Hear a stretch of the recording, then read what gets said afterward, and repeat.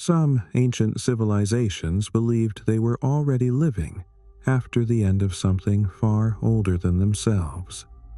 What if the people we call ancient already believed they were late, and that history had begun long before them? How do you inherit a world when you no longer remember who built it first? If you enjoy calm but unsettling history, like the video and subscribe for more stories like this. But here's the part that almost nobody notices. Before we go, I just want to pause for a second. This video isn't here to tell you what is true or what you have to believe. I made it because this question wouldn't leave me alone. Why did so many ancient people feel like they arrived late? Like the world was already, in place. Some things you'll hear from real history, some from archaeology, and some from how ancient cultures tried to explain gaps when they didn't really have answers. Maybe they were wrong. Maybe I am too. But what stayed with me was this. The same ideas kept showing up in places that never talked to each other. So don't watch this like a lesson. Watch it like a thought you can sit with. If something here feels strange, that's okay. That feeling is kind of the point. All right, let's go back to the story. We are taught to believe that ancient civilizations saw themselves as the beginning of history, as the first ones to build, to write, to remember. But that idea is almost entirely modern, and it collapses the moment we look closer. Many ancient people did not believe they were standing at the start of the world at all. They believed they had arrived late to a world already shaped, already scarred, already carrying the weight of something that came before. This is where the problem begins, because if a civilization already believes it is living after something, then whatever came before it must have been powerful enough to leave a mark, but distant enough to be forgotten. That combination should not exist. Memory fades slowly. Ruins fade slowly. Yet again and again, ancient societies spoke as if they had inherited a broken timeline, a world whose first chapter had already been torn out before they ever arrived. What makes this unsettling is not myth or poetry. It is the consistency of the feeling itself. Across cultures separated by vast distances, ancient people described the past not as progress, but as loss. Not as a climb upward, but as a fall from something higher and unreachable. They spoke of earlier ages as larger, stronger, closer to the gods, and forever beyond recovery. Not because they could prove it, but because the world around them felt older than they were. Stones already worn smooth, foundations already buried, stories already incomplete. And once you recognize that pattern, once you realize how often ancient people believed they were living in the aftermath rather than the beginning, it becomes difficult to escape a disturbing thought. Perhaps history did not start with them at all. If this belief appeared only once, it could be dismissed as symbolism or imagination. But it did not. It appeared again and again in places that never spoke to each other, across landscapes separated by mountains, seas, and centuries. Ancient people did not describe the past as empty or primitive. They described it as fuller, heavier, and somehow more complete. They spoke as if the world had already been used, already worn down, already missing pieces by the time they arrived. This is a strange way to see reality, because it reverses what we expect. Progress should point forward, yet their gaze was always pulled backward, towards something unreachable and half-remembered. It is as if they were born into a world already echoing with footsteps they could no longer trace. What makes this even more difficult to ignore is how practical this feeling became. It shaped how ancient people understood strength, knowledge, and authority, how they measured themselves against what they believed had existed before. Earlier ages were imagined as closer to truth, closer to order, closer to the source of things. The present, by comparison, felt diminished, fragile, unstable, not new, but late, not rising, but surviving. This is not how a civilization behaves when it believes it is at the beginning of history. It is how a civilization behaves when it believes something greater has already passed through the world and left behind only fragments.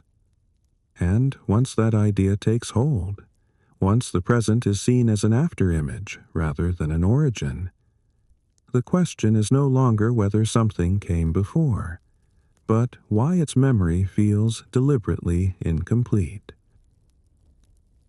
At some point, this stops feeling like a shared imagination and starts feeling like a problem.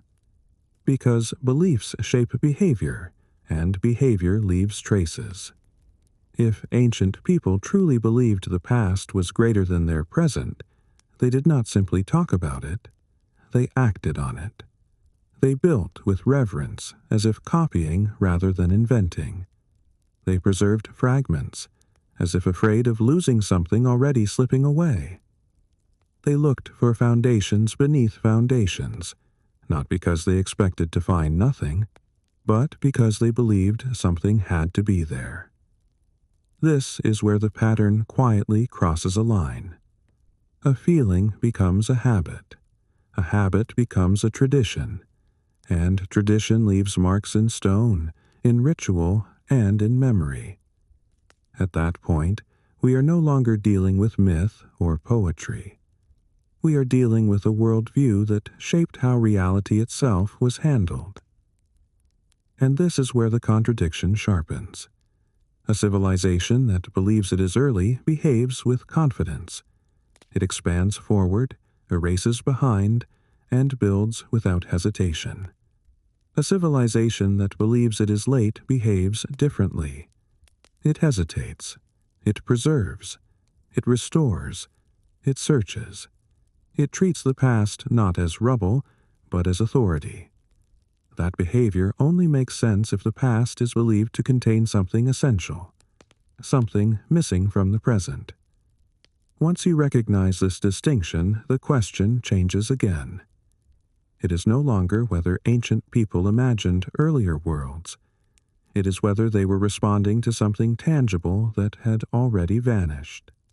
And if that is true, then the real mystery is not what they believed, but what had disappeared strongly enough to shape a belief long after it was gone. There is a moment when intuition demands verification, when a pattern stops being philosophical and starts demanding evidence. And this is where the discomfort deepens. Because the behavior we are describing does not exist in isolation. It appears most clearly in places where memory should be strongest, where records exist, where writing survives, where names were carved into stone specifically to resist forgetting. If even there the sense of living after something persists, then we are no longer dealing with vague cultural anxiety. We are dealing with a measurable fracture between the present and what was believed to come before. This is not speculation. It is a question of continuity. A question of why civilizations that carefully documented themselves still spoke as if the deeper past had already slipped beyond reach. What makes this impossible to ignore is how calmly this contradiction is accepted. There is no panic in these societies, no urgency to explain the missing beginning. Instead, there is resignation, an assumption that the original order of the world is no longer accessible. The present is treated as a remainder, not a foundation. This acceptance suggests something deeply unsettling, that whatever came before did not simply fade naturally. It vanished decisively enough to become unreachable, yet recently enough to be felt. Once that possibility is considered, the ground beneath history begins to shift. Because if the earliest written civilizations already believed they were late, then the story we tell about beginnings may be missing its first and most important chapter. Sooner or later, a pattern like this demands to be tested against reality. Not belief, not symbolism, but evidence that can be touched and placed in the world. And that test exists, not in distant myth, and not in stories passed down through generations, but in moments where people walked through landscapes already filled with ruins they could not explain, where walls still stood, roads still led somewhere, and cities still cast shadows. Yet no living memory could say who had built them first. These were not forgotten villages or half-buried camps. They were centers of power, once dominant enough to shape entire regions. And when later civilizations encountered them, they did not react with recognition. They reacted with confusion, misidentification, and silence. That reaction matters, because it tells us something precise. The break in memory was already complete. This is where the idea becomes dangerous to ignore. If a civilization encounters the remains of something massive and cannot place it within its own historical understanding, then the past it believes in is already shorter than the world it inhabits. That gap is not philosophical. It is physical. Stone standing without a name. Foundations without a story. Authority without a lineage. And once you accept that such gaps existed in places where knowledge should have survived, the entire timeline becomes unstable. Because the next question is unavoidable. If they were already standing on the ruins of something older, then how far back does that inheritance really go? When I first started looking into this, I wasn't trying to prove anything. I was just reading, jumping between sources, texts, ruins, old descriptions, and something kept bothering me. The more I looked, the less it felt like ancient people were describing a beginning. It felt like they were describing walking into something already broken, like they knew they weren't the first ones there.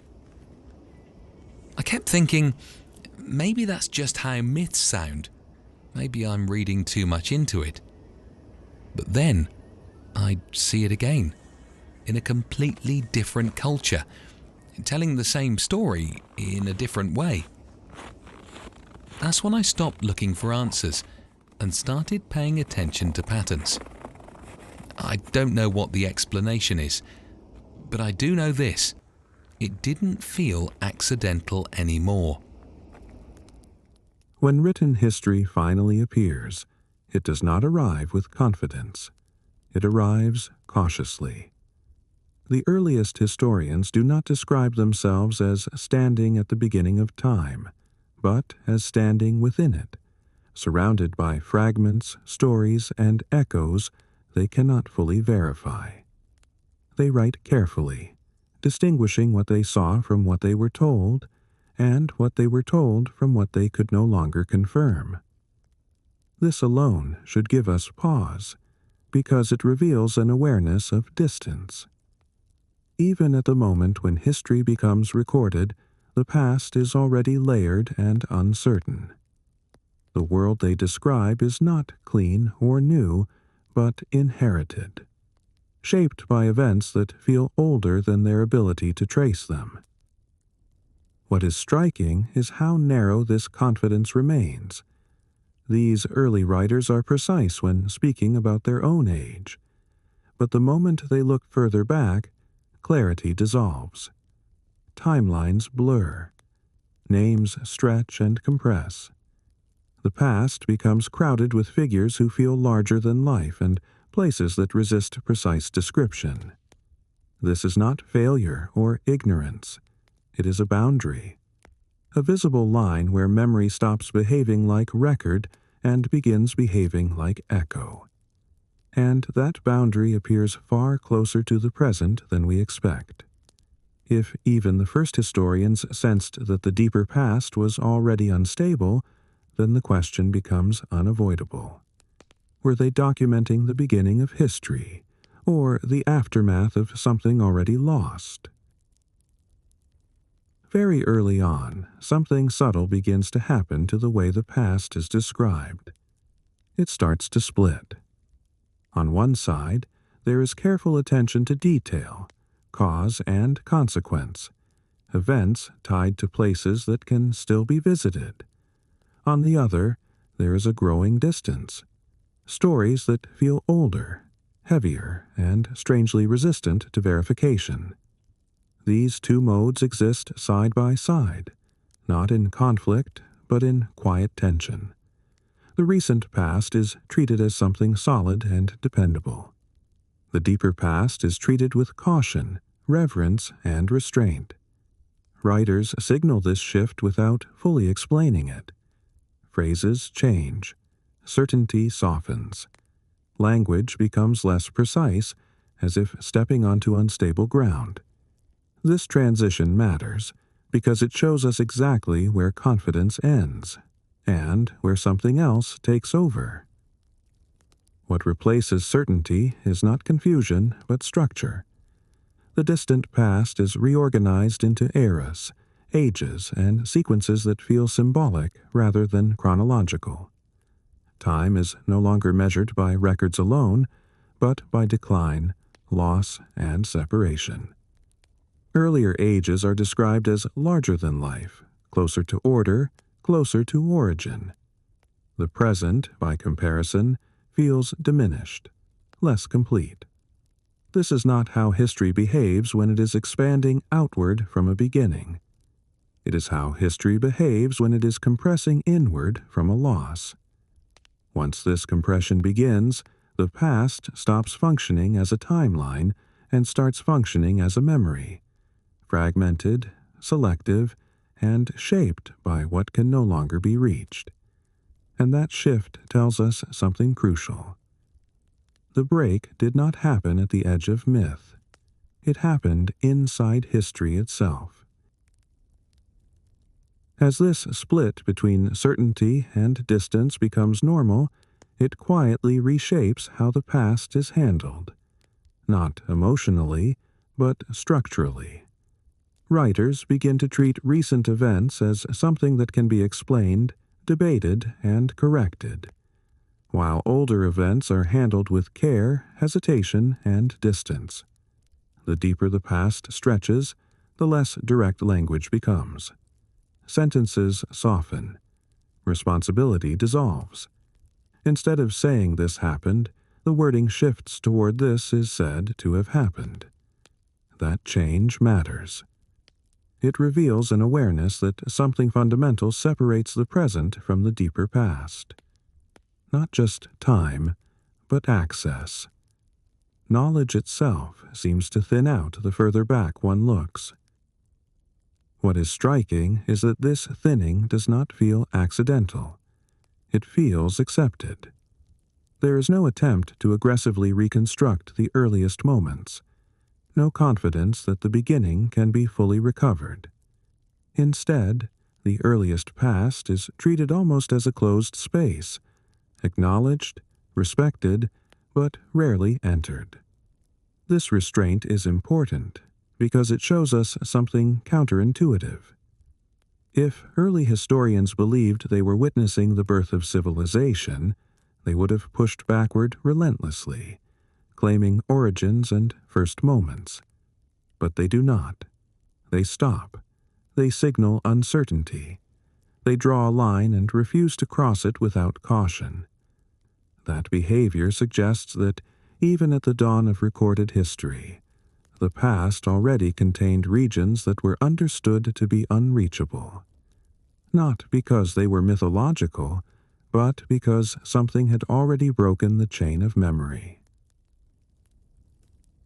Once uncertainty becomes permanent, it demands structure, not to explain the past completely, but to contain it. This is where the idea of distinct stages quietly enters historical thinking. Time is no longer treated as a single continuous flow, but as a sequence of conditions, each one further removed from something imagined as whole and original. These stages are not introduced to clarify events, but to manage distance. They create safe boundaries around what cannot be verified. Instead of asking what exactly happened, the question becomes what kind of world existed then. That shift allows history to continue forward without resolving what lies behind it. It transforms the unknown beginning into a conceptual space rather than a factual one. What matters is how natural this solution feels. There is no sense of invention, no announcement of a new framework. The language simply adapts. Earlier stages are described as stronger, closer to order, closer to something lost, while the present is framed as smaller, weaker, and increasingly unstable. This framing does not demand proof, because it explains a feeling rather than an event. It answers why the present feels incomplete without requiring the beginning to be recovered. And once that logic settles in, it becomes self-reinforcing. The further back one looks, the less is expected to survive. Loss becomes normal. Distance becomes inevitable. And history quietly stops being a search for origins and becomes an acceptance of aftermath. At a certain point, this way of thinking stops being subtle and becomes decisive. Once the past is divided into stages, the earliest layers no longer need to be explained in detail. They are placed safely beyond reach, labeled as different, distant, and fundamentally unlike the present. This allows history to continue forward without ever resolving its own beginning. The present can function. Records can be kept. Authority can be maintained. And yet, beneath all of it, there remains a quiet assumption that the world was once governed by rules that no longer apply. Not better rules, but different ones. Rules that belonged to a time before memory narrowed, before certainty fractured, before the present learned to accept loss as normal. That assumption does not demand proof, because it has already been absorbed into how time itself is described. This is where the question becomes personal rather than academic. If you were living in such a world, surrounded by evidence of a deeper past you could not fully explain, would you try to reconstruct it, or would you quietly accept that it lay beyond reach? Would you treat the present as a beginning, or as something inherited and incomplete?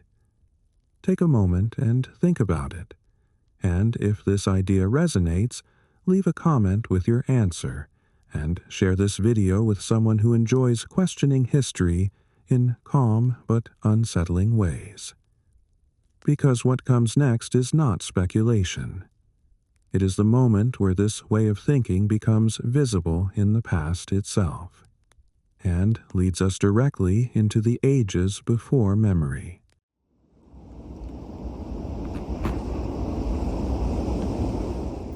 While I was working on this part, I kept thinking, this is usually where stories start to feel exaggerated, where things get bigger than they need to be. But this didn't feel like that. It felt measured, almost careful with its words. I remember reading the same ideas again and expecting them to turn dramatic. But they didn't. They were just there. And that made me wonder, maybe ancient people weren't trying to impress anyone. Maybe they were just describing something they already accepted. I don't know if that's important, but it changed how I listened to the rest of the story. Let's keep going.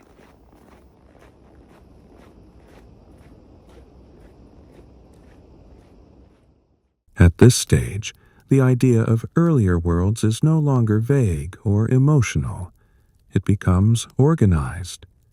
The past is no longer a blur of forgotten time, but a sequence of distinct conditions that the world itself once passed through.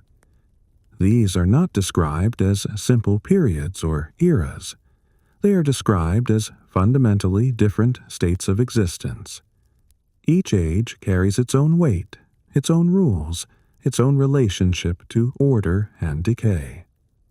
The earliest ages are imagined as stable, powerful, and close to the source of things, while later ages are described as weaker, smaller, and increasingly unstable. This is not presented as opinion. It is presented as structure, a way of making sense of why the present feels diminished compared to what is believed to have come before. What matters is how consistently this structure appears. It does not arise to celebrate progress. It arises to explain loss. The world is not improving as it moves forward through time. It is fragmenting. Each age inherits less than the one before it. Strength fades. Knowledge narrows. Memory compresses. And by the time the present is reached, what remains is not a beginning, but a remainder. This framework quietly redefines what it means to exist in time. The present is no longer privileged. It is compromised. It is something that survives rather than originates. And once this way of thinking takes hold, it changes everything. Because if the world itself has already passed through greater ages, then the most important events did not happen in history as we know it. They happened before memory learned how to record them. What makes this way of thinking so powerful is how ordinary it feels to those who live inside it. The idea of earlier ages is not treated as speculation or myth. It is treated as background knowledge. It explains why the world feels uneven, why order feels fragile, why greatness appears only in fragments rather than in full form. When ancient people look at massive ruins, worn foundations, or stories that feel too large for the present, the explanation is already waiting for them. It does not require investigation, only recognition. The world is not broken because something went wrong recently. It is broken because it is old, because it has already passed through stages of strength that cannot be recovered. This belief turns loss into expectation and decline into structure, allowing the present to make sense without ever needing to touch the true beginning. Over time, this logic becomes self-reinforcing. Every sign of decay confirms it.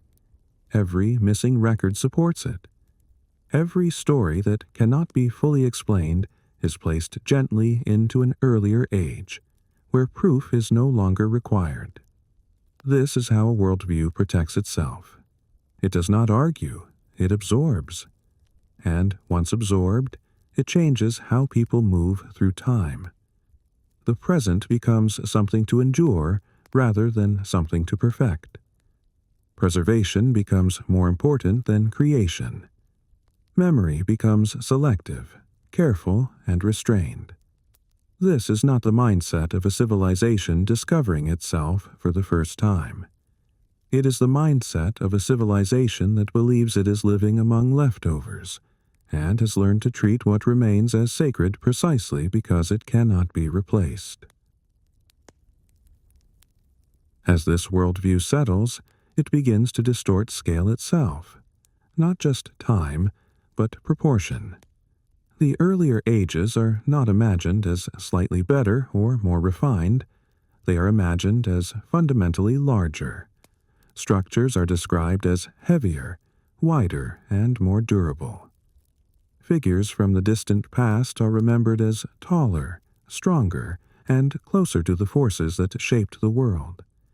Even the land itself feels different, more stable, more ordered, less fragile. The present, by comparison, feels compressed, smaller in ambition and limited in reach. This is not exaggeration for storytelling. It is a way of explaining why remnants of the past feel incompatible with the present. Why stones seem too massive, ruins too precise, and remnants too enduring to belong to the world as it now exists. This sense of disproportion quietly reinforces the belief in decline. If the past was built on a larger scale, then the present can only imitate, reuse, or preserve what remains. Creation becomes repetition. Innovation becomes restoration. And when objects from earlier ages resist explanation, their size alone becomes evidence. Not proof, but confirmation. The world no longer measures itself against what it could become, but against what it believes it has already lost. And that comparison is never favorable. Over time, this creates a subtle hierarchy of existence, where the earliest ages are placed closest to origin and authority, and the present is placed furthest from both. Once that hierarchy is accepted, it becomes natural to believe that the most important chapter of the world unfolded long before anyone remembered how to record it. Rather than questioning this imbalance, ancient societies learned to absorb it into their understanding of reality, quietly and without resistance. When something cannot be fixed, explained, or recreated, it is often reclassified. The immense structures of earlier ages were not treated as errors or impossibilities. They were treated as remnants of a different order of existence, a world governed by rules that no longer applied. This reframing removed the need for challenge. The present did not have to compete with the past. It only had to survive beneath it. By accepting that earlier ages operated under different conditions, the contradiction was resolved without confrontation. The past was no longer something to equal. It was something to revere from a distance. This logic also protected the present from collapse. If decline is expected, then limitation becomes acceptable. Fragility becomes normal. The shrinking of scale is not failure. It is destiny. This belief creates stability by lowering expectations, allowing societies to function without constantly measuring themselves against unreachable standards. But it comes at a cost. Once the past is placed beyond reach, it also becomes beyond inquiry. Questions about origin are softened. Curiosity is restrained. The world is no longer approached as something that can be fully understood, only something that can be managed. And in that quiet compromise, a deeper implication settles in. If the world truly once followed different rules, then the most important truths about it belong to a time before the present learned how to ask the right questions. Once this worldview is fully absorbed, it stops feeling theoretical and starts feeling inevitable. The idea that the world has already passed through greater ages becomes part of how reality itself is interpreted. Loss is no longer surprising. Decline is no longer alarming. The present is not expected to rival what came before, only to endure beneath it. This belief does something subtle but powerful. It removes urgency. If the greatest moments of existence are already gone, then there is no need to search for origins too aggressively. The past becomes sacred, distant, and sealed. And that sealing creates stability, but it also creates blindness. Because when the earliest ages are placed beyond reach, The possibility that they were real, structured, and inhabited is quietly set aside. The world becomes smaller, not physically, but intellectually. This is where a simple question becomes unavoidable. If you were living inside such a worldview, would you ever think to look for evidence that the earlier ages actually existed as something concrete? Or would you accept that they belonged to a different order altogether? Take a moment and think about it. And if this question lingers, leave a comment with your thoughts and tap, like if this way of seeing the past feels unsettlingly familiar. Because the next step is where this abstract framework collides with reality itself. When people encounter places, ruins, and events that do not behave like myths, and force history to confront the fact that the ages before memory may have been far more tangible than anyone expected.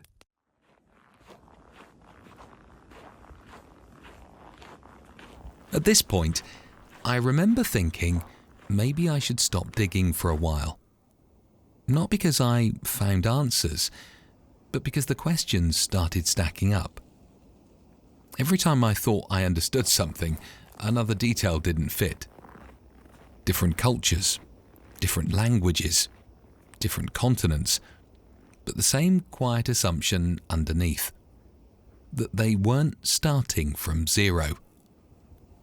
I kept asking myself, is this just how humans explain the past, or am I seeing something real and just struggling to name it? What bothered me most wasn't the similarities, it was how calm they were about it. No panic, no shock, just acceptance. Like this wasn't a discovery, but a memory being repeated. That's when I realized this story isn't really about answers. It's about noticing when something feels older than it should. Let's keep going.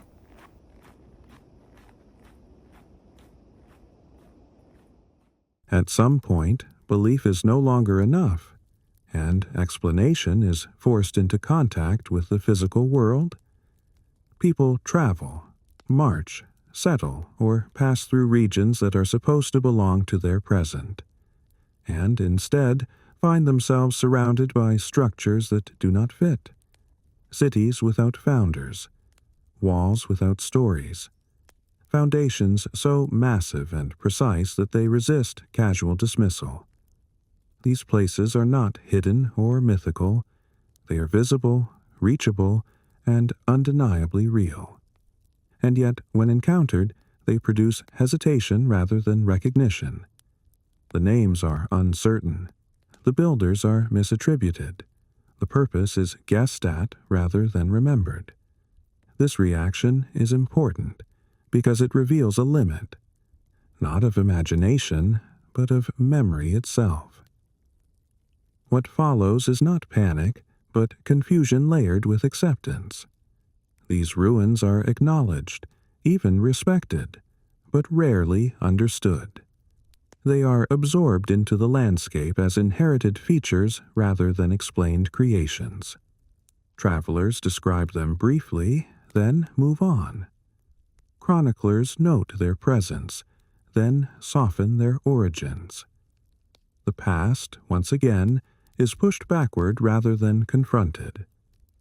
This is not how people respond when they encounter something new. It is how they respond when they encounter something that should be familiar, but is not. And in that moment, the idea of earlier ages stops being abstract. It becomes physical. Stone replaces story. Scale replaces memory. And history quietly admits that it is standing inside a world built by hands it can no longer name. When these encounters are finally written down, something subtle but revealing happens. Certainty gives way to approximation. The writers do not deny what they saw. They simply struggle to place it. Names are borrowed from nearby peoples. Builders are guessed based on convenience rather than knowledge. dates are compressed, stretched, or quietly ignored. Language shifts again, just as it did before. From this was built to it is said to have been built. These are not lies. They are compromises. Attempts to fit something overwhelming into a historical frame that is already too small. The ruins themselves remain unchanged, massive, precise, and silent.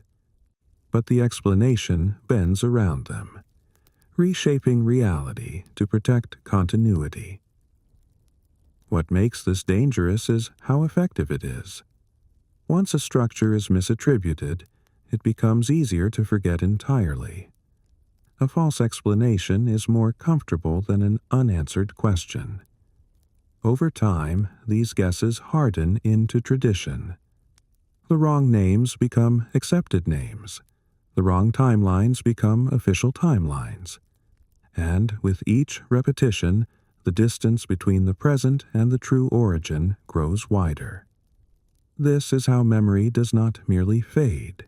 It is overwritten, not through deception, but through necessity.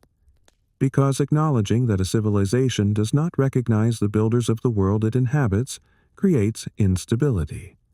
And stability, for any society, is often valued more than truth. In that quiet trade-off, history does not collapse. It narrows. And what once stood plainly in the open becomes hidden behind explanations that feel complete, but are not. What makes this loss of memory truly unsettling is how little time it requires. We often imagine historical amnesia as something that takes thousands of years, but the evidence suggests otherwise.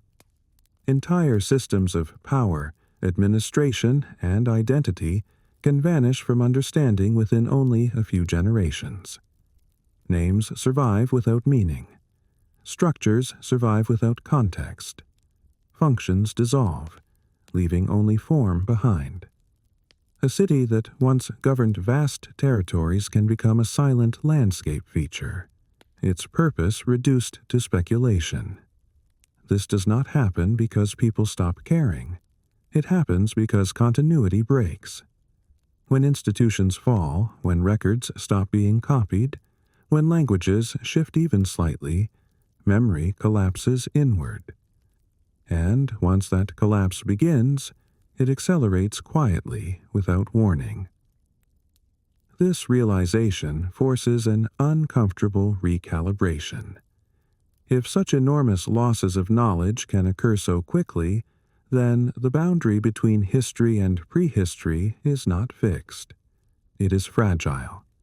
What we call ancient may already represent a world standing on the edge of forgetting something far greater. The ruins encountered by later civilizations were not necessarily ancient beyond comprehension. They were recent enough to be inherited, yet distant enough to be misunderstood. That narrow gap is the most dangerous place for truth to exist, because it allows the physical world to persist while the story behind it disappears. And when that happens, the past does not vanish completely. It becomes distorted, simplified, and eventually sealed behind explanations that feel permanent, but rest on absence rather than understanding. Faced with this silence, people rarely choose to leave the question open. They choose to fill it. When the true origin of a structure or system cannot be traced, the mind reaches for the nearest available explanation. Builders are assigned based on proximity rather than proof. Functions are guessed based on resemblance rather than evidence. A ruin that looks defensive becomes a fortress. One that feels ceremonial becomes a temple. These choices feel harmless, even helpful, but they quietly reshape understanding. The unknown is not preserved as unknown. It is overwritten. And once an explanation exists, even a weak one, it begins to circulate. It is repeated, simplified, and eventually accepted. not because it is correct, but because it stabilizes the story. Over time, these analogies harden into certainty. What began as a placeholder becomes tradition. The past is no longer questioned. It is narrated. And narration is powerful. It creates coherence, lineage, and identity, even when it rests on assumption. This is how the world becomes legible again after a break in memory. But it comes at a cost. Each borrowed explanation pushes the true origin further away, sealing it behind layers of interpretation. The ruins remain, but they are no longer allowed to speak for themselves. They are forced into roles that fit the present's expectations. And once that happens, history stops asking what was lost, and starts defending what it believes it already knows. By the time these processes settle into place, something irreversible has happened. The past has not disappeared. It has been stabilized in a form that feels complete.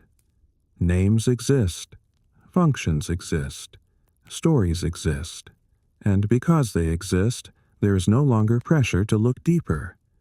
The world becomes readable again, even if the reading is flawed. Ruins are no longer questions. They are answers. Not necessarily true ones, but sufficient ones. And this sufficiency is what allows history to move forward without collapsing under uncertainty. Yet beneath this surface stability lies a quiet distortion. The physical world remains older, heavier, and more complex than the story told about it. Stone endures longer than explanation. Foundations outlast memory. And when those two drift too far apart, the past becomes something we think we understand. Precisely because we have stopped asking where it truly came from. This is why moments like this matter.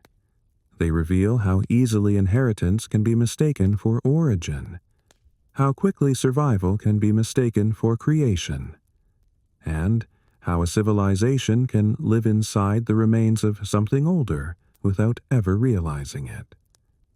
Take a moment to sit with that idea, and if this kind of history is something you want to return to later, tap like and save this video to your playlist. Because what comes next is where the direction changes. Instead of encountering ruins by accident, people begin to search for the past on purpose, digging downward, restoring foundations, and attempting to reconnect with worlds they believe came before them. And in doing so, they reveal something even more unsettling, that some ancient civilizations did not just inherit the past. They actively went looking for it.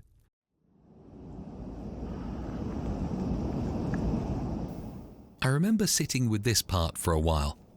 Not reading, not searching, just thinking. And I kept asking myself, what if I'm looking at this the wrong way? What if ancient people weren't trying to explain the past, but trying to explain a feeling? That strange sense that something existed before them, but not in a way they could fully describe. I thought about how often they say things like, the first time, or after the age ended, without ever explaining what that age really was. And I kept thinking, if this was just imagination, why does it sound so restrained? No exaggeration, no drama, just statements. Almost like they were saying, this is how the world works, and moving on. I don't know what that means, but I do know it made me stop trying to label things and start listening more carefully. Let's keep going. At a certain point, the relationship with the past changes, quietly but decisively. What was once encountered by accident begins to be approached with intention. People no longer simply stumble upon old foundations or inherit ruins without question. They begin to look for them. They dig not to expand, but to reconnect, not to conquer new ground, but to reach something believed to be buried beneath the present. This shift matters because it signals a reversal. The past is no longer treated as an obstacle or a mystery to be worked around. It becomes a source of authority. Older structures are not dismissed as irrelevant. They are examined, measured, and deliberately uncovered. The act of digging itself becomes meaningful. Downward movement replaces forward expansion. Depth replaces distance. Time is no longer something left behind. It is something that can be reached by breaking the surface. What drives this search is not curiosity alone. It is legitimacy. When a civilization believes that power, order, or truth existed more fully in earlier ages, the logical response is to align with it. Foundations are exposed rather than erased. Older stones are incorporated rather than removed. The present seeks validation by touching what came before. This is not nostalgia. It is strategy. The deeper something lies, the closer it is believed to be to origin. And once that belief takes hold, the ground beneath the present is no longer neutral. Every layer becomes a question. Every buried structure becomes potential proof. The world is no longer a finished surface. It is a vertical archive. And with each careful descent into the earth, the idea that ancient civilizations had their own ancient past stops being philosophical and starts becoming procedural. What they searched for was not random. It was precise. Ancient diggers were not interested in whatever lay beneath the surface. They were interested in beginnings, in corners where walls first touched the earth, in stones that marked the moment a structure was anchored to the ground. The deeper the layer, the closer it was believed to be to origin, and therefore to truth. This belief transformed excavation into ritual. Soil was removed slowly, deliberately, as if disturbing something sacred. Each lower layer carried more weight than the one above it. The surface was temporary. The depths were authoritative. To reach downward was not to destroy the past, but to approach it properly, in the correct order, and with the correct respect. This logic reshaped how time itself was understood. Height no longer meant advancement. Depth meant legitimacy. What rested closest to the foundation was considered closest to the first act of creation, the first decision, the first order imposed on chaos. The present was built above, but authority flowed upward from below. Once this idea takes hold, restoration replaces invention. New work is measured against old alignment. Bricks are placed carefully above earlier stones, not to overwrite them, but to continue them. And with each careful descent, a quiet assumption hardens that the earliest layers were laid by hands closer to something fundamental.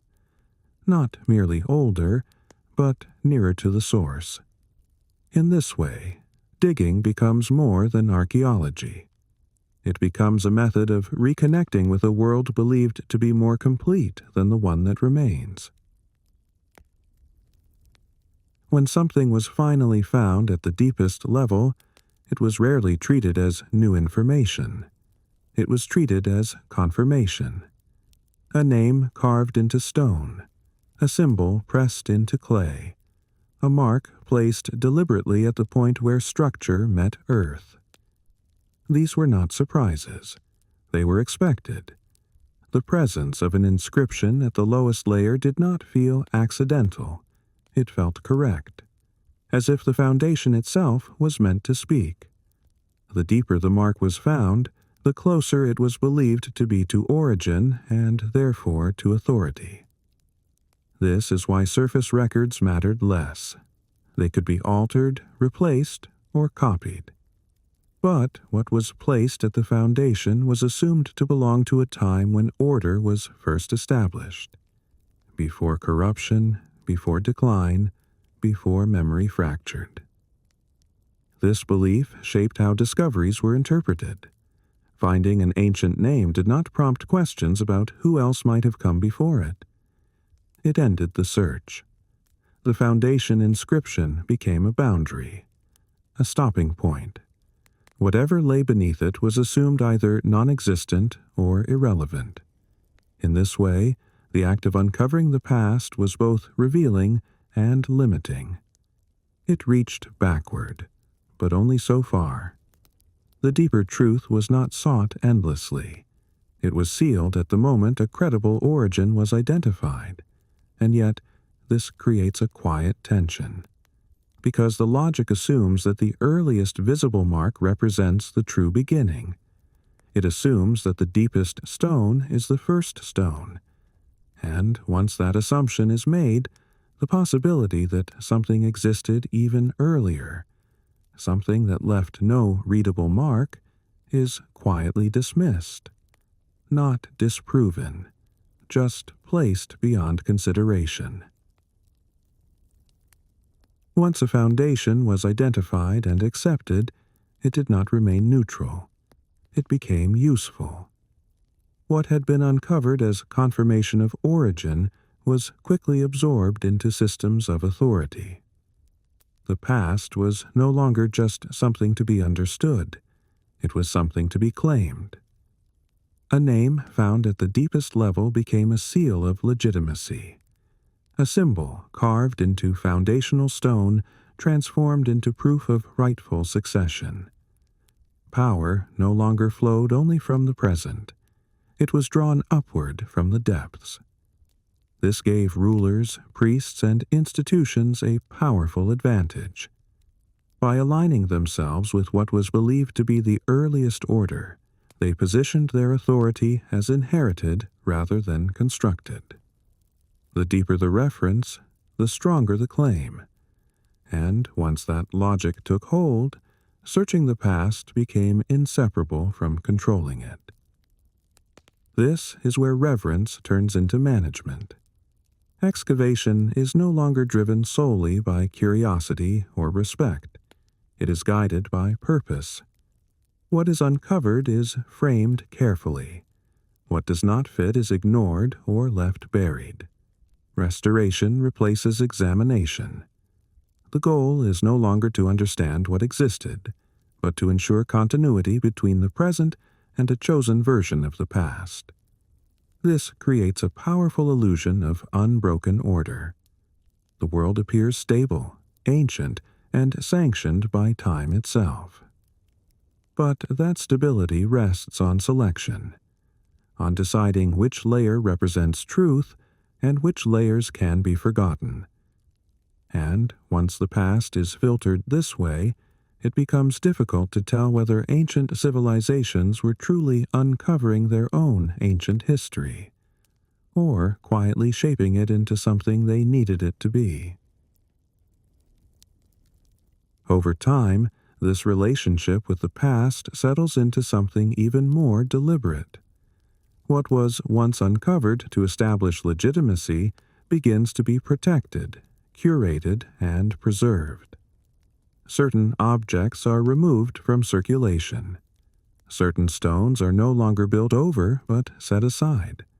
Certain names are no longer repeated casually but stored carefully. The past becomes fragile, not because it is weak, but because it is powerful. What lies closest to origin is treated with restraint, guarded from disturbance, and shielded from reinterpretation. This marks a final shift. The past is no longer something to be rediscovered repeatedly. It is something to be held still, frozen at a chosen depth. The search ends not because everything has been found, but because enough has been selected. And this is where the deeper implication emerges. Once the past is preserved rather than questioned, it becomes insulated from challenge. Whatever lies beneath the preserved layer becomes unreachable by design. The earth is sealed, the narrative is stabilized, and future generations inherit not just structures, but conclusions. They grow up believing that the preserved origin is the true beginning, unaware that it represents a stopping point rather than a source. This is how ancient civilizations could both look backward and still miss what came before them. They did not erase their past. They protected a version of it. And in doing so, they ensured that anything older, deeper, or less legible would remain buried, not by accident, but by intention. From here on, the question is no longer how the past was lost, but how carefully it was contained.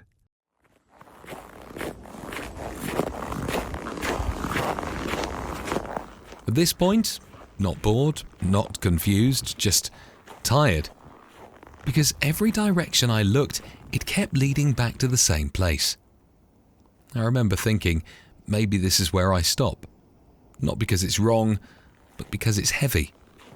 It's strange how patterns do that. They don't shout, they don't force anything, they just wait. And the more you notice them, the harder it is to unsee them. I kept asking myself, is this really something ancient people believed, or is this just how humans deal with deep time? I don't have an answer for that. But I do know this. Once I noticed the pattern, I couldn't go back to reading these stories the same way. So, if this feels like a lot, that makes sense. Let's take a breath and keep going.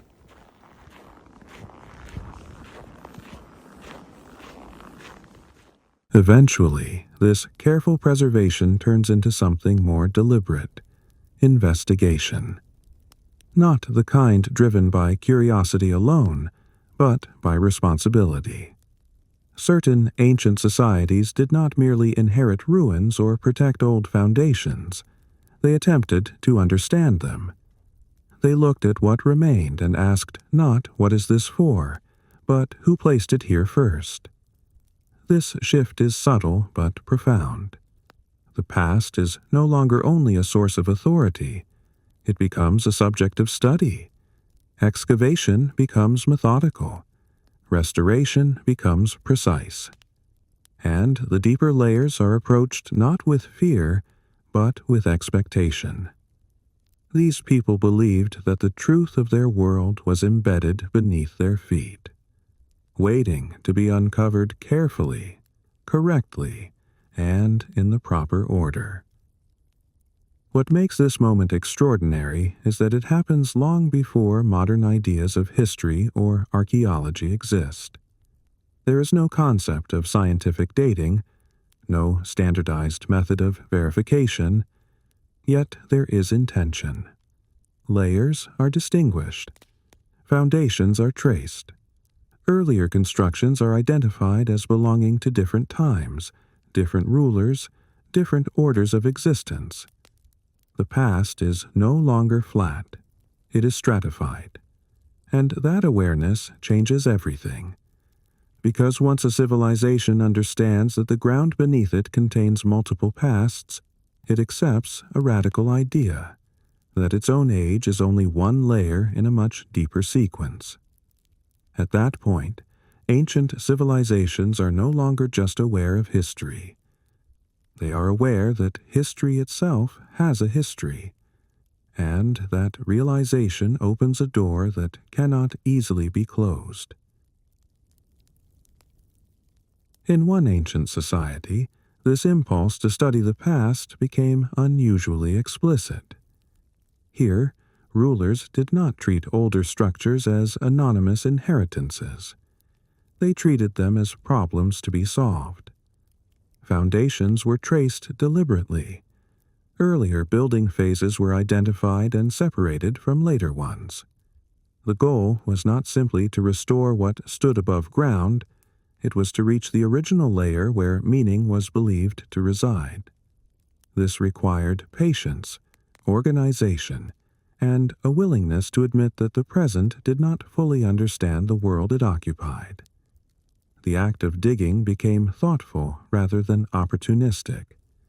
Each deeper level was approached with greater care, as if proximity to origin demanded restraint. This was not nostalgia. It was method. The figure most closely associated with this approach is Nabonidus, a ruler of the Neo-Babylonian world who believed that legitimacy flowed from the deepest past. He ordered excavations beneath major temples, searching not for treasure, but for foundations and inscriptions placed by earlier kings. When these were found, they were read, recorded, and sometimes copied, not to erase the past, but to align the present with it. In doing so, he revealed something remarkable. Long before modern archaeology, there existed a belief that truth could be uncovered by moving downward through time, that layers mattered, that civilizations were built atop other civilizations, and that understanding the present required acknowledging that it was not the first, but one chapter among many in a much older story. What followed these excavations was not silence. It was record. Findings were not left to memory alone, and they were not treated as isolated curiosities. Inscriptions were copied carefully. Fragments were compared. Objects were cleaned, catalogued, and placed where they could be seen again. The act of uncovering the past did not end at the pit. It continued above ground, in rooms dedicated to keeping what had been found intact. This was a crucial step. It meant the past was no longer something encountered once and forgotten. It became something stable, revisitable, and authoritative. Knowledge was no longer tied to a single moment of discovery. It was preserved as reference, and in doing so, the past gained a kind of permanence within the present. This practice also changed how power and memory interacted. By gathering objects from earlier ages and placing them together, ancient societies created a controlled narrative of inheritance. The past was curated, not erased. Items from different times were arranged side by side, not to confuse them, but to show continuity. Older inscriptions were sometimes labeled, sometimes explained, sometimes simply displayed as proof of depth. This was not performance. It was assertion. It said, without words, that the present understood itself as a successor rather than an origin. And once that message was fixed into space, it shaped how future generations learned to think. The past was no longer abstract or distant. It was visible, organized, and quietly instructive. In that moment, ancient civilizations crossed a threshold. They were no longer only studying history. They were beginning to manage how history would be remembered. But not everything that was uncovered was allowed to remain visible. As soon as the past became something that could be studied, recorded, and displayed, it also became something that could be filtered. Certain inscriptions were copied repeatedly. Others were noted once and then set aside. Some foundations were celebrated as proof of continuity. Others were quietly reburied after examination. This was not destruction. It was selection. The goal was not to erase the past, but to stabilize it. Anything that complicated the story of inheritance, legitimacy, or orderly succession was treated cautiously. The deeper layers were approached with respect, but also with restraint. Curiosity existed, but it was bounded by necessity. This is where the process becomes uncomfortable. Because once a civilization chooses which parts of the past are allowed to speak, it also chooses which parts remain silent. The absence of certain voices is not always accidental. It is often procedural. Over time, this creates a curated depth, a version of antiquity that feels ancient, authoritative, and complete, while resting on deliberate omission. The present inherits not the full past, but a carefully shaped one. And future generations, encountering this preserved narrative, mistake selection for totality. They believe they are seeing the deepest layer, unaware that something older, stranger, or less compatible was deliberately left beneath the surface. At that point, the past is no longer just studied, it is managed. And what lies outside management quietly slips into oblivion, not because it never existed, but because it did not fit. By this point, it becomes impossible to deny what is happening. Certain ancient civilizations were not merely aware that something came before them. They acted on that awareness in organized, deliberate ways. They dug downward. They documented what they found. They preserved selected fragments and aligned themselves with chosen origins. This was not accidental memory. It was intentional engagement with deep time. The past was treated as layered, meaningful, and powerful. And, most importantly, it was treated as something that could be approached, measured, and partially understood. In doing so, these societies revealed a quiet truth about themselves. They did not see their own age as the beginning of the world. They saw it as a continuation, built carefully on foundations they believed belonged to something older, more ordered, and more complete. That realization raises a question that cannot be answered casually. If ancient civilizations could study, curate, and selectively preserve traces of earlier worlds, then they were already living inside a second-order history. A history about history. And that means the idea of ancient becomes unstable. Because if they had an ancient past of their own, then what we call ancient may already be a remnant. Take a moment to consider that. And if this perspective changes how you see the timeline of the world, leave a comment with your thoughts and share this video with someone who enjoys slow, thoughtful history. Because what comes next pushes this pattern even further, beyond organized cities and rulers, and into the question of whether this sense of inheritance points not just backward in time, but outward, beyond the world itself.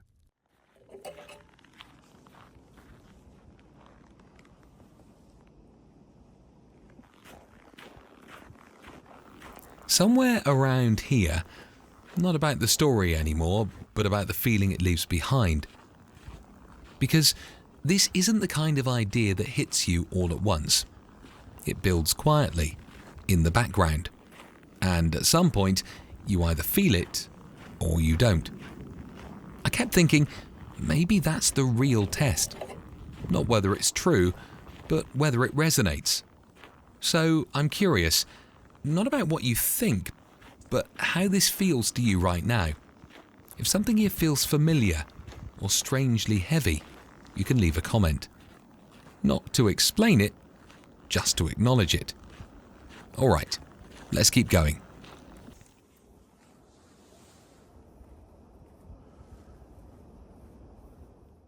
At first, all of this can still be explained in human terms. Layers of time, loss of memory, selective preservation. But as the pattern stretches further back, something begins to feel incomplete. The earliest layers are always described as closer to order, closer to balance, closer to origin. Yet no clear explanation is offered for where that order came from. It is simply assumed, accepted, treated as a given. This is where the story subtly changes, because inheritance explains continuity, but it does not explain the source. At some point, the depth of the past stops answering questions and starts creating them. The foundations are ancient, yes, but they also feel prepared, as if the world was not simply discovered by early civilizations, but received in a partially finished state. This unease does not appear suddenly. It emerges slowly through comparison. When people compare what they can build with what they inherit, when the gap feels too wide to close through time alone, when the earliest remembered ages are already described as diminished versions of something greater. At that moment, the question quietly shifts. Not how old is the past, but where did its order come from? This is not a leap into fantasy. It is the consequence of following the logic all the way down. If ancient civilizations were not the first, and if even their oldest memories point backward to something already structured, then the origin of that structure becomes the true mystery. And once that question is allowed to exist, the inheritance no longer looks purely human. When human explanation reaches its limit, stories begin to carry the weight instead, not as entertainment, but as structure. Across ancient cultures, the origin of order is rarely described as emerging slowly from chaos. It arrives already formed. Knowledge is introduced, not invented. Laws are given, not discovered. The earliest ages are remembered not as experiments, but as instruction. Someone shows how things are done. Someone establishes boundaries, measurements, and rules. These figures are not portrayed as ordinary ancestors. They are outsiders to the present condition of the world. They arrive briefly, change everything, and then withdraw. What remains is inheritance, not mastery. What matters is how consistent this pattern is. The teachers are always older than the civilizations they guide.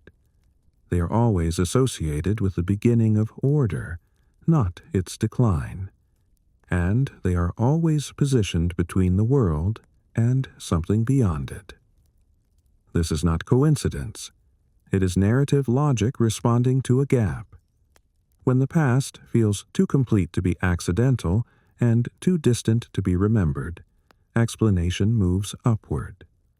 Not because people were naive, but because they were systematic. They placed the source of order outside the broken timeline they could observe.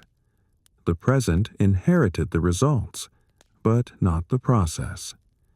And in doing so, ancient civilizations quietly admitted something profound. Whatever established the first structure of the world, it did not belong fully to the world they knew. What follows the arrival of these teachers is always the same. Departure.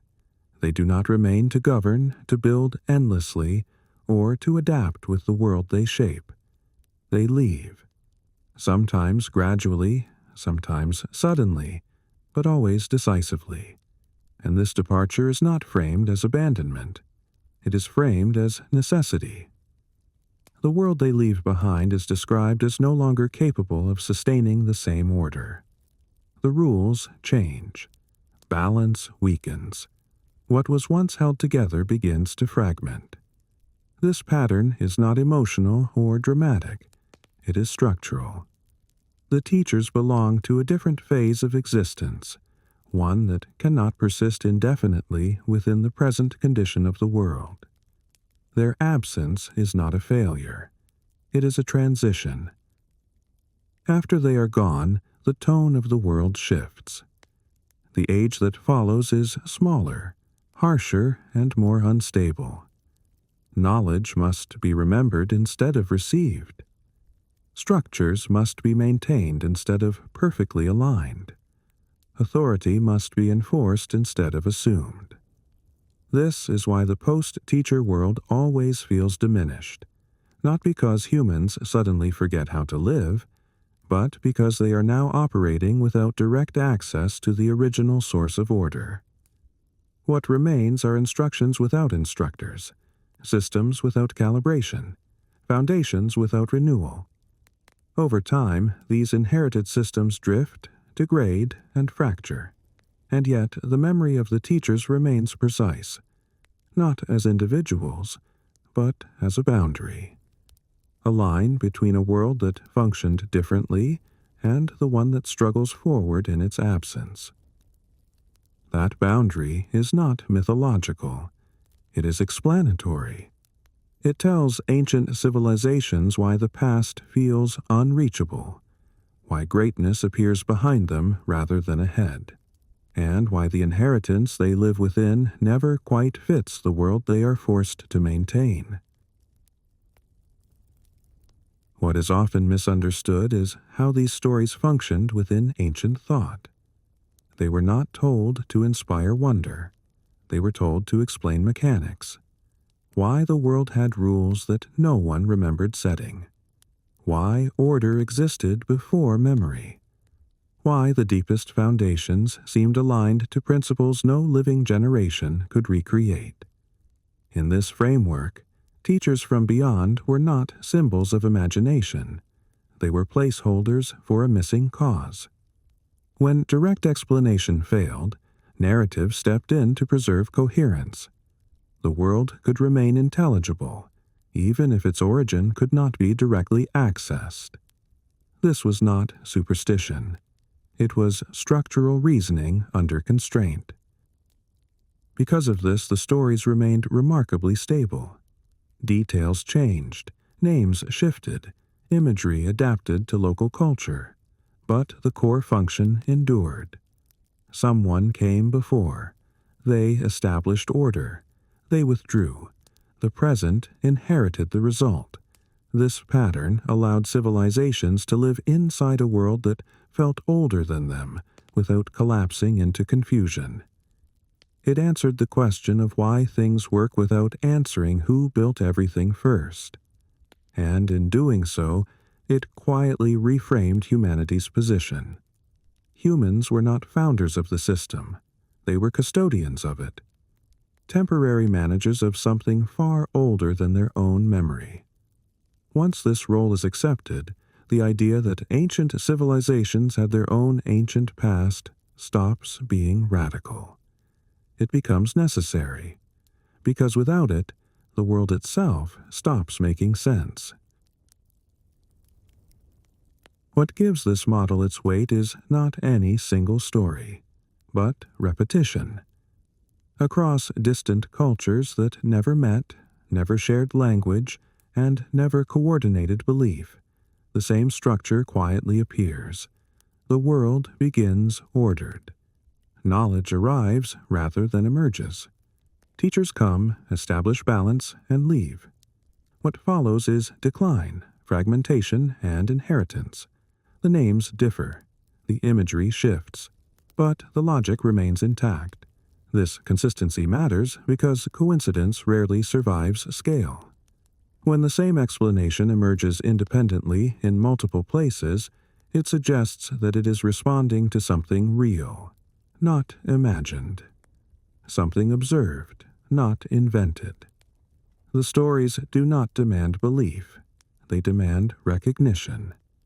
They exist because they fit too well into the shape of a world that feels older, deeper, and more complete than human memory alone can explain. At this point, the question changes again. If these narratives are not metaphors and not inventions, but structured responses to inherited order, then what exactly were ancient civilizations responding to? Not just ruins, not just lost knowledge, but cycles, timings, returns. The idea that the world itself moves through phases and that what comes from beyond does not arrive randomly. It arrives according to pattern. Once this possibility is allowed, the inheritance takes on a new dimension. It is no longer only about depth beneath the ground, but about motion through time, about arrivals that repeat, departures that leave traces, and systems that reset rather than end. This is where the story must widen. Because to understand why ancient civilizations believed the past was not purely human, we must now follow their gaze upward, toward the sky, and forward, toward cycles they believed governed both the world and whatever shaped it. By now, that quiet tiredness, not from the length of the story, but from how often it circles back. Every path, every culture, every explanation somehow ends up in the same place. And I remember thinking, maybe that's why people stop looking. Not because it's boring, but because it asks too much patience. Patterns don't reward you quickly. They don't give clean answers. They just keep repeating until you either notice or walk away. I caught myself wanting something final, something solid, and then realizing this kind of story never gives that. It only gives familiarity. And sometimes that's more unsettling than mystery. Let's keep going.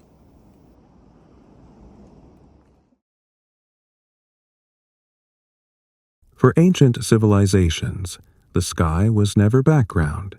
It was structure. Long before it became poetic or symbolic, it was practical, predictive, and authoritative. The movement of lights above was tracked with patience, repeated across generations, and treated as reliable in a way the ground below often was not. Seasons failed, rivers shifted, cities collapsed, but the sky returned, again and again, in patterns that could be trusted. This reliability gave it weight. When the past on Earth felt unstable or fragmented, the heavens offered continuity.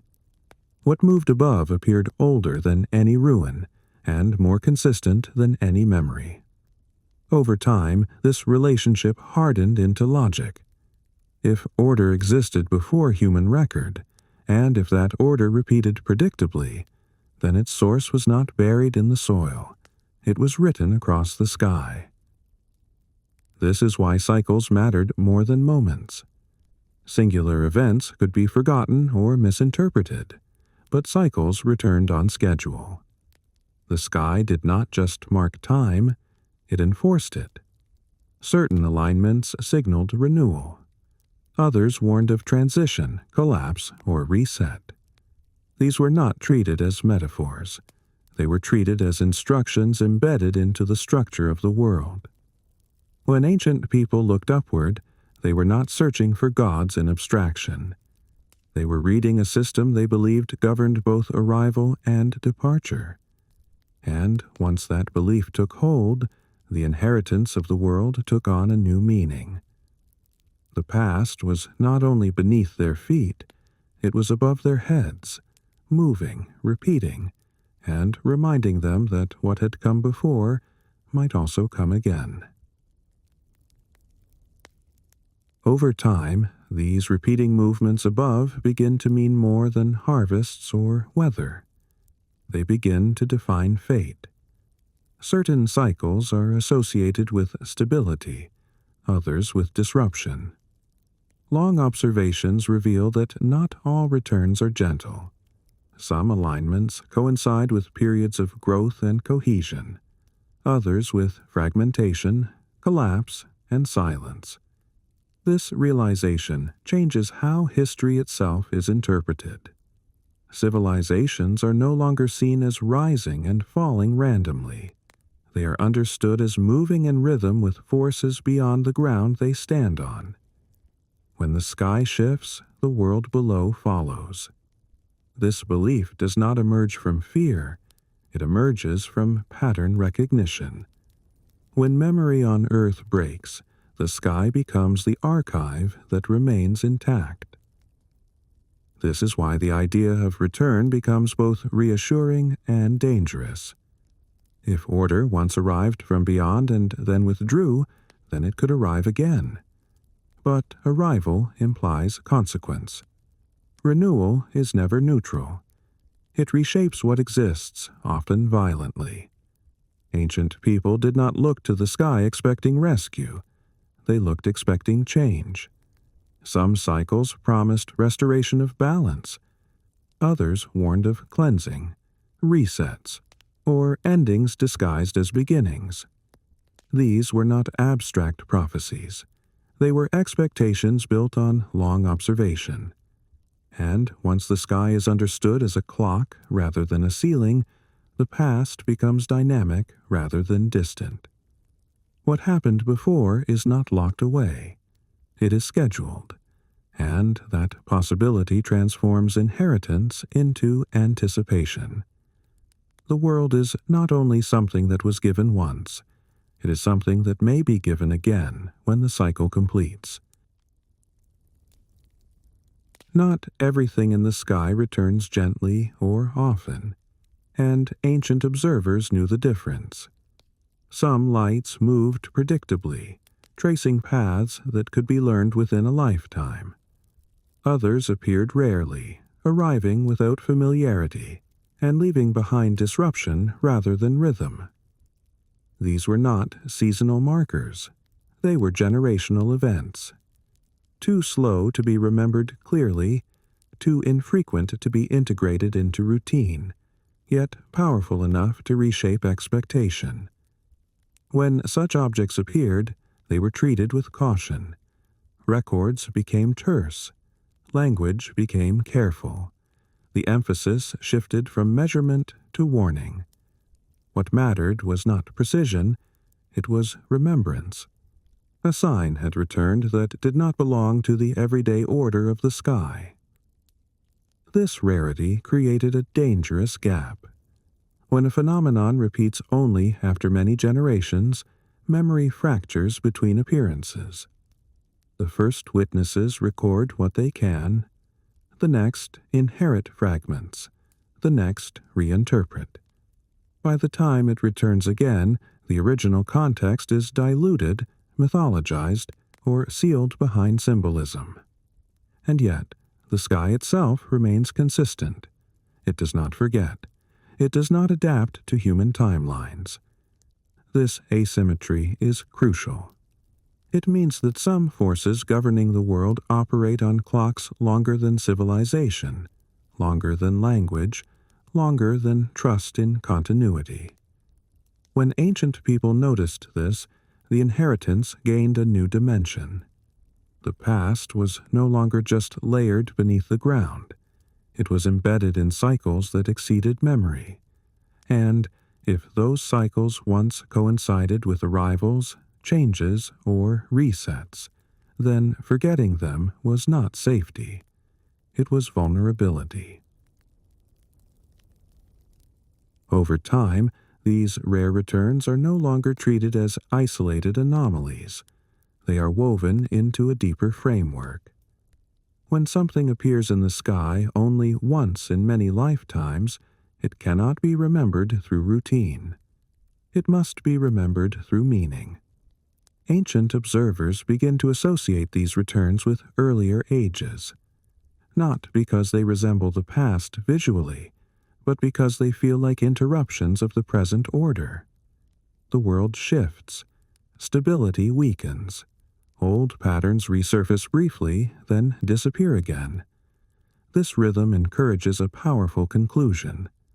The sky is not merely repeating itself. It is reopening a door. What once shaped the earliest age is not gone forever. It is dormant, waiting for its cycle to complete. This belief transforms anticipation into preparation. If earlier ages were marked by arrivals, instruction, or restructuring, then their return would not be subtle. It would carry consequence. This is why rare celestial events are often linked to warnings, resets, or transitions rather than celebration. They signal moments when the boundary between ages thins. The present does not advance forward. It pauses, exposed. And in that pause, ancient people place memory. Not memory of specific events, but memory of pattern. That something returns. that order can be reintroduced, that what once governed the world may govern it again. This is not hope or fear alone. It is continuity extended beyond human scale. And once continuity is extended into the sky, the idea that ancient civilizations had their own ancient past becomes inseparable from the idea that those pasts were shaped by cycles far older than civilization itself. Eventually, this framework acquires names, not immediately and not everywhere the same, but consistently enough to matter. In some traditions, the rare returning object becomes associated with a wandering world, a hidden companion or a distant source of order that once intervened directly. In others, it is remembered as a place rather than a thing, a realm tied to cycles of arrival and withdrawal. These interpretations differ in language, but not in function. They explain why the earliest age feels structured, why instruction appears suddenly, and why that order later collapses. The sky is no longer just a clock. It is a carrier, a vehicle through which older systems re-enter the world when conditions allow. Once this idea settles, the past is no longer sealed beneath the ground. It is suspended, waiting. This is where familiar names begin to surface. Stories speak of the Anunnaki as figures tied to an earlier order, not born into the present world, but arriving from beyond it. Other traditions describe a returning world, often called Nibiru, whose cycle governs disruption and renewal. In modern times, even contemporary anomalies like 3i Atlas quietly reactivate this pattern, not as proof, but as reminder that some cycles operate beyond recorded memory. Take a moment to reflect on this connection, and if this perspective reshapes how you think about ancient history and the sky above, leave a comment with your thoughts and share this video with someone who enjoys calm, speculative exploration. Because what comes next pushes this idea to its limit, asking whether these cycles explain not just ancient inheritance, but repeated resets of civilization itself.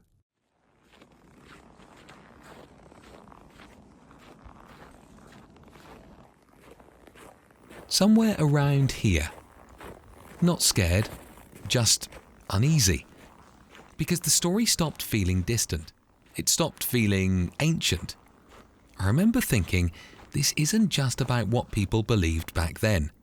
It's about how often the same patterns return when conditions line up again. And that's the part that made me slow down. Not everything that repeats is meant to be comforting. Some things repeat because they haven't finished yet. I don't know if that's true, but I noticed something. When the story starts feeling close, people react differently. Some lean in, some pull away.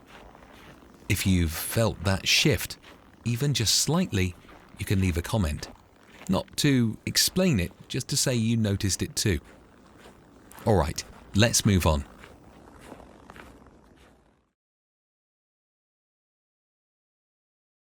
Across ancient memory, destruction is rarely described as final. It is described as corrective.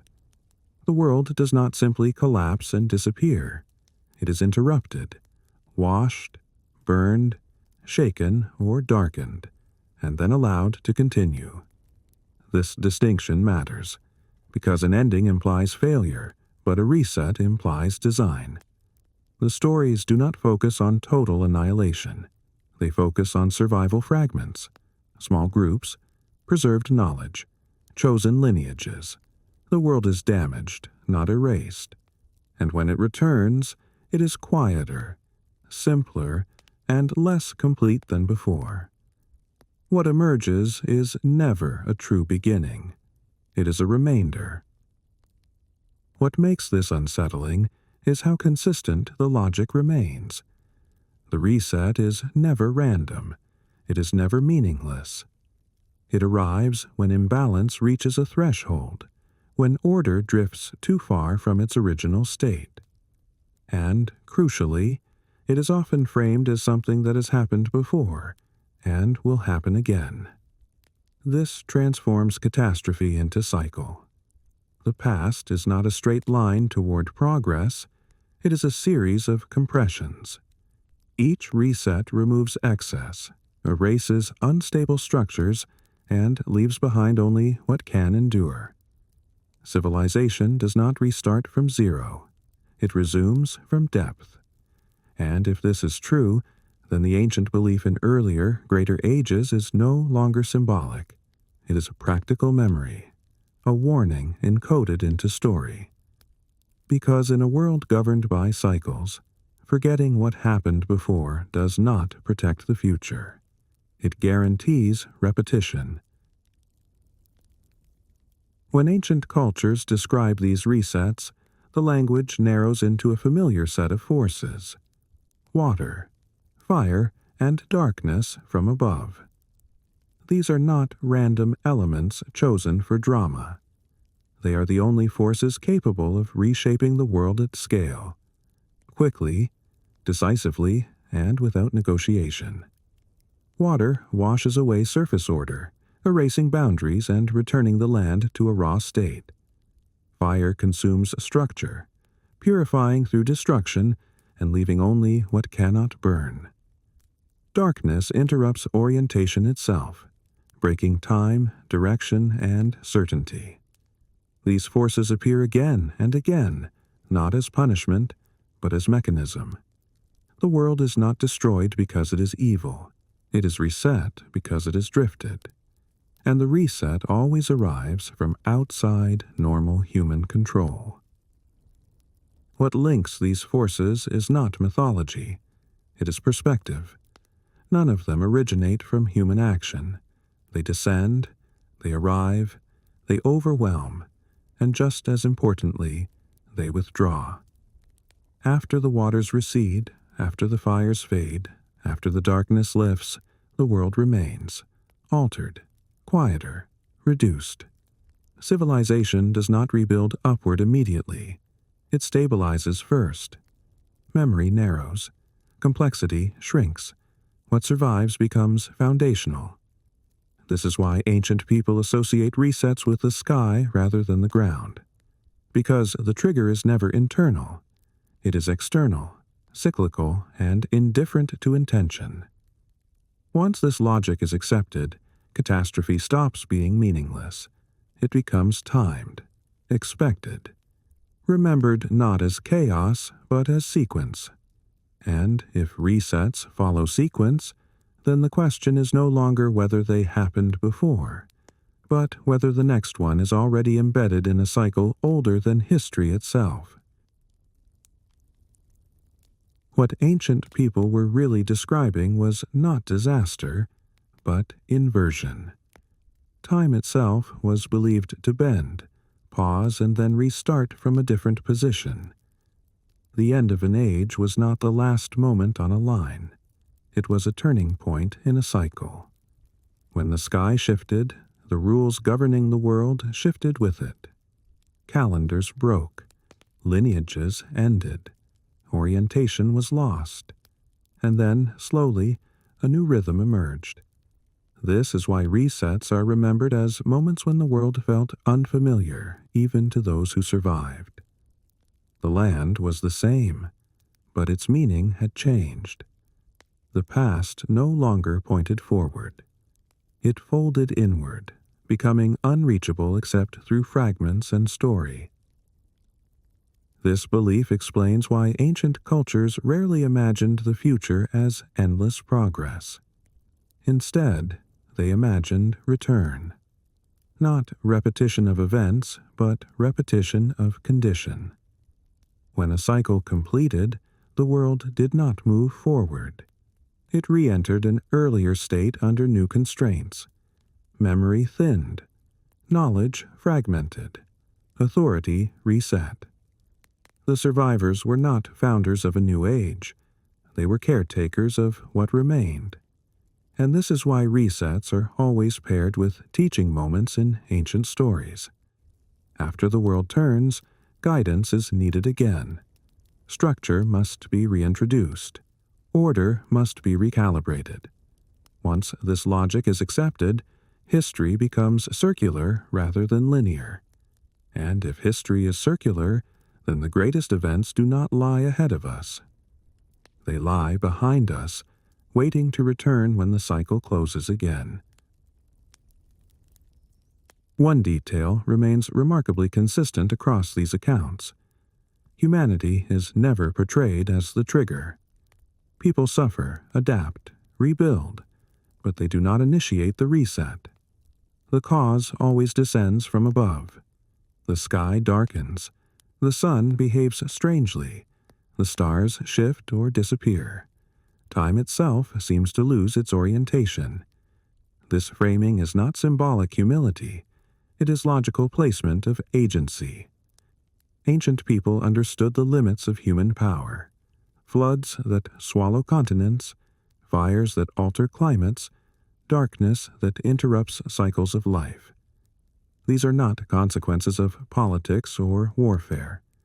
They are expressions of forces operating far beyond the scale of civilization.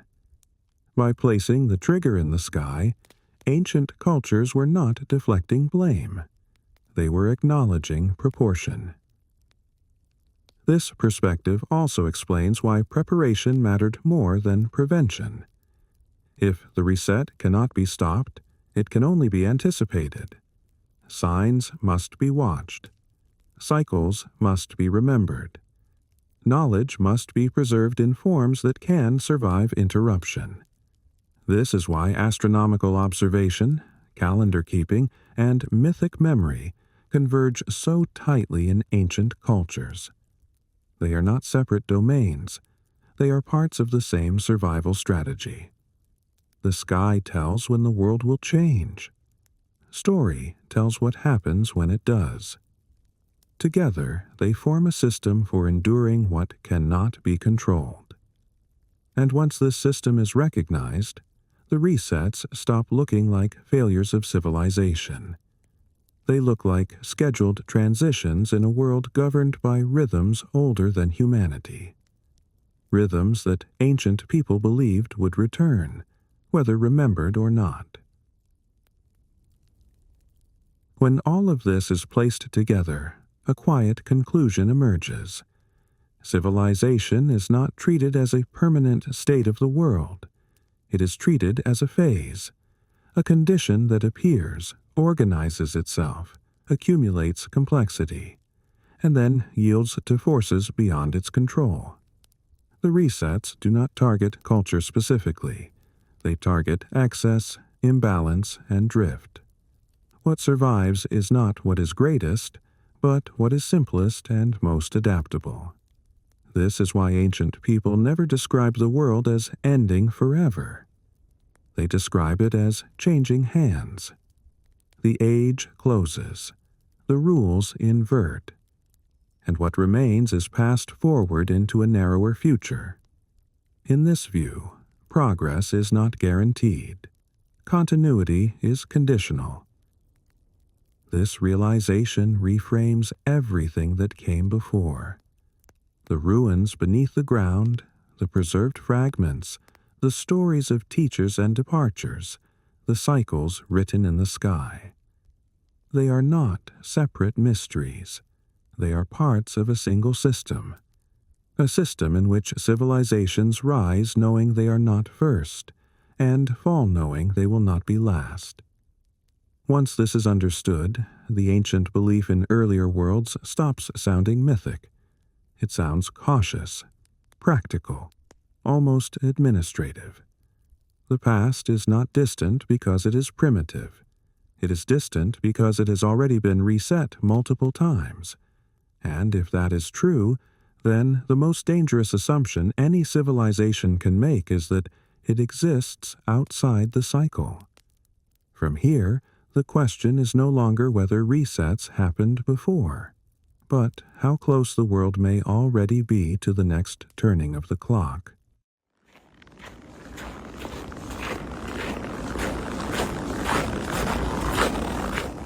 After this part, not because there was nothing left to say, but because saying more didn't feel necessary, some ideas don't need to be pushed.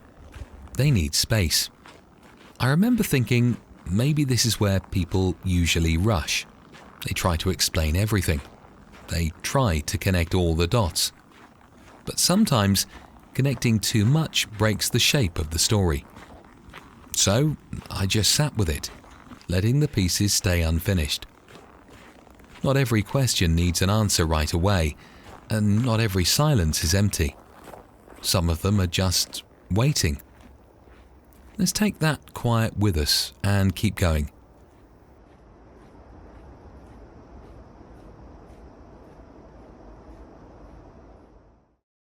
When the pieces are finally placed side by side, the pattern no longer feels fragmented. It feels intentional. The ruins beneath the ground, the preserved fragments of earlier ages, the stories of teachers who arrived and departed, the sky-bound cycles that governed resets. They all describe the same structure from different angles. This is not coincidence. It is convergence. Ancient civilizations were not struggling to invent meaning. They were attempting to remain aligned with a system they believed already existed, a system older than their own memory. In this view, history is not written from the ground upward. It is inherited from a framework that periodically reasserts itself.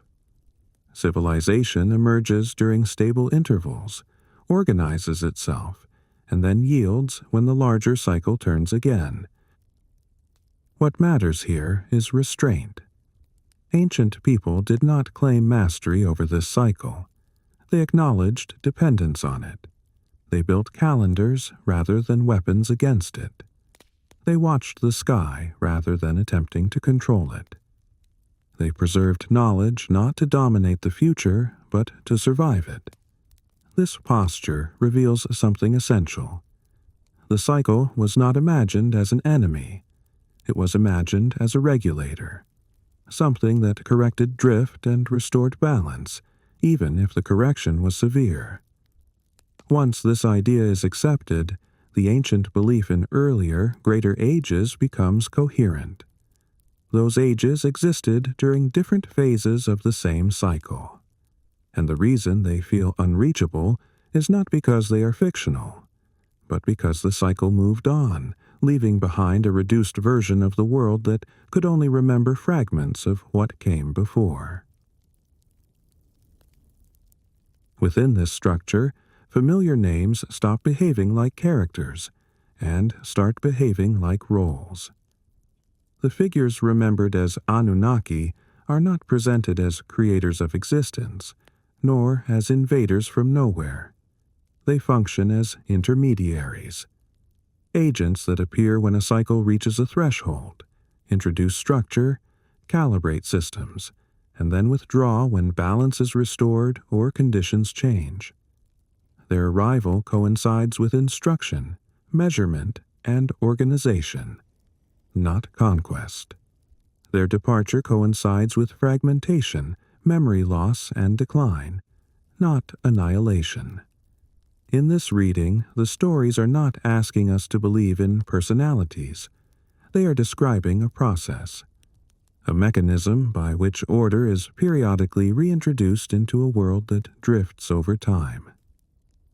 The same logic applies to the idea of a returning world often called Nibiru. It is not remembered as a random wanderer, but as a marker of timing. Its role is not presence, but passage. When it returns, conditions shift. When it departs, the world enters a new phase. Modern anomalies like 3i Atlas quietly reactivate this logic, not as confirmation, but as structural echo. Something passes through the system that does not belong to the everyday order, and ancient memory responds with caution rather than celebration. What matters is not what these objects are, but what they do. They signal transitions. They align cycles. They remind civilizations that stability is temporary.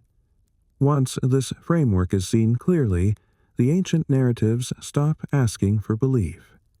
They ask for pattern recognition, and the pattern is unmistakable. The world is periodically adjusted by forces that operate on clocks far longer than any civilization can endure. If this cycle truly governs the rise and compression of civilizations, then complete records would be dangerous rather than helpful. Total memory creates rigidity. It encourages resistance instead of adaptation. Ancient cultures appear to have understood this intuitively. Knowledge that survives a reset must be light enough to carry, flexible enough to reinterpret, and incomplete enough to avoid dependency on a single version of the past. This is why what remains is never a manual. It is a pattern. Fragments of astronomy, broken timelines, symbolic stories, measurements without full explanation. The goal is not preservation of detail, it is survival of orientation. Enough information to recognize the cycle when it returns, not enough to stop it. This reframes loss as intention.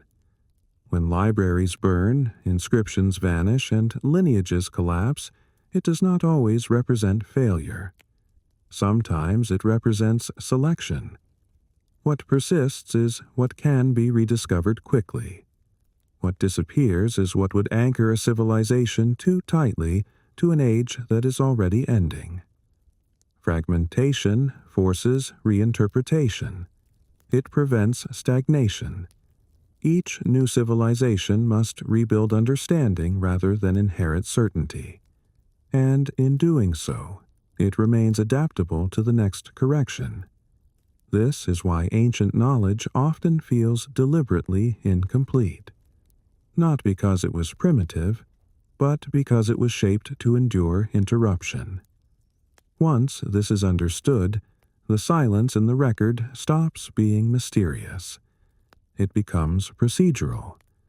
The cycle does not erase memory entirely. It trims it, ensuring that what survives is enough to continue, but never enough to prevent the cycle from turning again. Despite fragmentation, something always survives. Not details, not timelines, not names, but recognition. Each civilization, no matter how reduced or distant from what came before, eventually reaches a point where the world begins to feel familiar in an unsettling way. Patterns repeat. Alignments return. The same questions surface. Why does the past feel heavier than the future? Why does order seem inherited rather than invented? Why do the oldest layers feel more complete than anything built later? These questions arise independently, without instruction. They are not taught. They are rediscovered. And that rediscovery is the true continuity. The cycle does not rely on memory being preserved intact. It relies on the world itself recreating the conditions that force recognition again. This is why the cycle cannot be erased. Even if all records vanish, the structure remains embedded in reality. The sky still moves according to long rhythms. The land still bears layers beneath layers. Civilization still expands until it destabilizes itself. And when instability reaches a threshold, the same responses emerge. Observation, story, warning, preparation. The language may differ, the symbols may change, but the response is identical. This is not cultural coincidence. It is environmental pressure producing the same solution. Each civilization believes it is discovering something new, when in fact, it is remembering something old without knowing it. And once that recognition occurs, the cycle tightens. The past becomes visible again, not as history, but as inevitability. This is why ancient civilizations never truly forgot their ancient predecessors. The world itself keeps reminding whoever inherits it. When everything is reduced to its simplest form, the question becomes unavoidable. If civilizations rise knowing they are not first, if they inherit a world already structured, already aligned, already bearing scars of earlier order, then history is not a ladder. It is a loop that tightens with every reset, compressing memory while preserving recognition. Ancient civilizations did not imagine ancient predecessors out of fear or fantasy. They inferred them from evidence, from foundations too precise, from knowledge that appeared complete too early, from cycles that returned regardless of belief. The world they inherited did not behave like something newly made. It behaved like something reused, maintained, periodically corrected. And once that realization settles, the past stops being distant. It becomes active, waiting. This is where the inheritance reaches us, not as warning carved in stone, but as a pattern repeating in real time. We map the sky again. We rediscover cycles again. We ask the same questions again, convinced they are new. So here is the question that matters most. If ancient civilizations had their own ancient civilizations, and if those civilizations were shaped, reset, and remembered through cycles beyond human control, then where do we stand in that loop right now? Leave a comment with where you think we are in the cycle, and if this calm exploration changed how you see history. Share this video with someone who enjoys thoughtful, slow reflection. Because the most dangerous moment in any cycle is not the collapse. It is the moment just before recognition.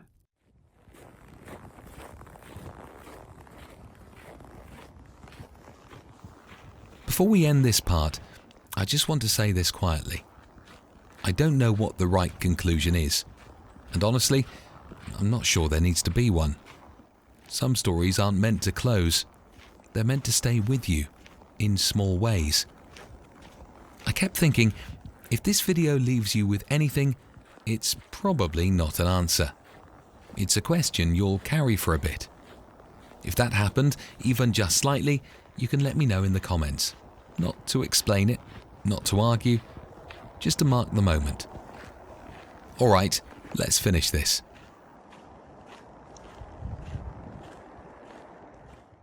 When the story finally quiets, what remains is not certainty, but orientation. Ancient civilizations did not leave behind answers carved clearly enough to end debate. They left behind questions shaped carefully enough to survive time. The world they inherited did not offer clarity, it offered pattern. And by following that pattern, they learned how to live inside uncertainty without collapsing under it. This is why their legacy feels incomplete on purpose. It does not resolve. It points. It does not conclude. It invites return. The silence between fragments is not absence. It is space, left open for the next civilization to recognize itself inside the same loop. What survives every reset is not dominance, not progress, not even knowledge in its full form. What survives is alignment, a sense that the world operates according to rules that outlast whoever is temporarily in control. When civilizations forget this, they mistake stability for permanence. When they remember it, they build lighter, slower, and with more caution. The ancients understood that survival was not about stopping the cycle. It was about not being crushed by it. And in that understanding, they left behind something more valuable than instruction. They left behind awareness. Even now, the past does not remain silent. It surfaces in moments of discomfort, when progress accelerates too quickly, when systems grow too complex to sustain themselves, when certainty replaces humility. These moments feel strangely familiar, even without historical reference. That familiarity is not coincidence. It is the echo of earlier turns of the cycle. Civilizations before us reached similar thresholds. They felt the same tension between expansion and balance. And when balance failed, the world responded in ways that were remembered long after the details were gone. This is why ancient memory continues to exert pressure on the present. Not as warning shouted loudly, but as gravity, pulling thought back toward caution, toward restraint, toward the realization that not everything broken can be repaired by innovation alone. The past watches not because it judges, but because it repeats. And every civilization, whether it accepts the pattern or not, eventually encounters the same questions. Are we building something that can endure the next correction, or something that will be removed by it? Every age believes it stands at the edge of something unprecedented, and every age is partly right, and mostly mistaken. What is new is expression. What is old is structure. The cycle does not care how advanced a civilization believes itself to be. It responds only to balance. When complexity outpaces stability, compression follows. This is not punishment. It is correction. And correction does not ask permission. The most important insight left behind by ancient civilizations is not fear of collapse. It is acceptance of limitation. They understood that no society escapes the cycle by denying it. Survival depends on awareness, not control. And awareness begins with the willingness to see oneself as temporary, not insignificant, but transitional. Once that perspective is adopted, the obsession with permanence fades. What matters instead is continuity of understanding, enough clarity to recognize the cycle, even if it cannot be stopped. In the end, memory is choice. Not everything can be carried forward, and not everything should be. Ancient civilizations understood this. They did not attempt to preserve the world exactly as it was. They preserved what allowed the next age to orient itself. Stories, alignments, questions, warnings, enough to recognize the loop when it tightened again. And now that inheritance reaches us, not as command, but as invitation. To look backward without nostalgia, to look forward without arrogance, and to stand briefly inside the cycle with clarity. Because if ancient civilizations truly had their own ancient civilizations, then remembering that fact may be the only advantage any civilization ever gets. Not to escape the cycle, but to face it awake. At the end of all this, I don't feel the need to add anything. Some stories don't end. They just fade into quiet. If you stayed until here, thank you for sitting with it. That's enough.